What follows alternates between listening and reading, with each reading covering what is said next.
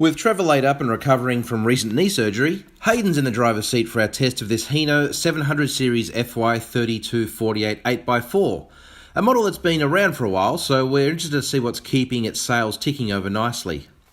We're only on a shortish run from Auckland down to Te Kuiti. It's just the first leg of what is a regular run for Auckland main freight contractor Navanil Transport, all the way down to Christchurch and back. But there's still plenty of territory to allow us a decent idea of how the flagship Hino measures up against the much more recently launched UDs, Fusos and Isuzus. Hayden takes over from stand-in driver and Navanil fleet manager Aman Preet on the northern outskirts of Huntly. Cab entry is good with 3 well-placed steps and 2 big, long grab handles on both sides of the doorway. The door opens wide enough to not get in your way, almost 90 degrees. The 8x4 curtain sider and its 4-axle Fruhoff trailer are loaded to 46 tonne all up, but what's very obvious straight away, as we pull away from our roadside handover point, is the smoothness of the Hino's AMT.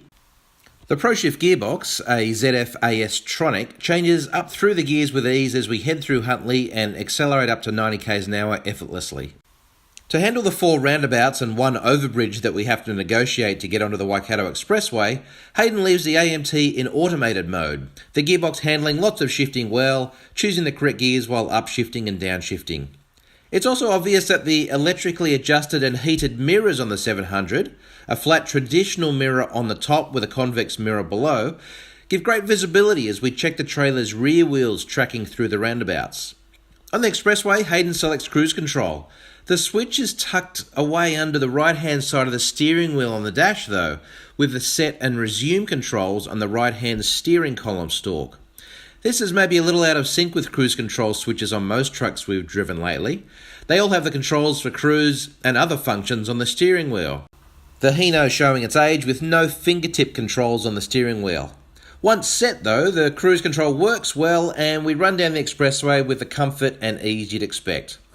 The cruise is deactivated, but Hayden leaves the ProShift in automated mode as we start down SH39 through Parongia and Tiaroa.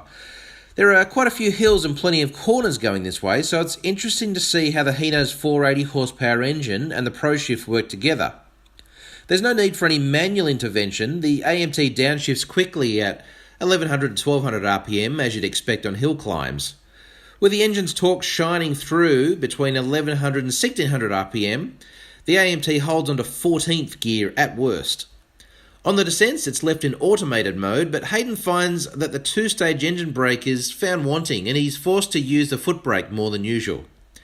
Driving this truck is comfortable with a very good Isri 6860 air seat with an integrated seat belt. The ride is bumpy, but the Isri takes care of most of that. Visibility is good and the steering has very good feeling with little interference coming from the uneven road surface. The combination makes road positioning very easy. We do find the cab to be basic in its fit out though. There's a plastic dash and a simple but easy to use air conditioning unit and not much else. We don't use a stereo, but it looks okay with a 5-inch screen, AM/FM radio, CD and DVD player with Bluetooth. Guess it comes down to there being nothing flashy or unnecessary in this cab.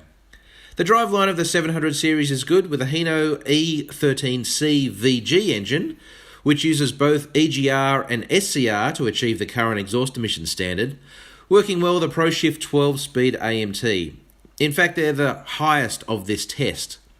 This truck's drivetrain is years ahead of its cab, so it's good that we can now look forward to some big upgrades coming our way within the next 18 months.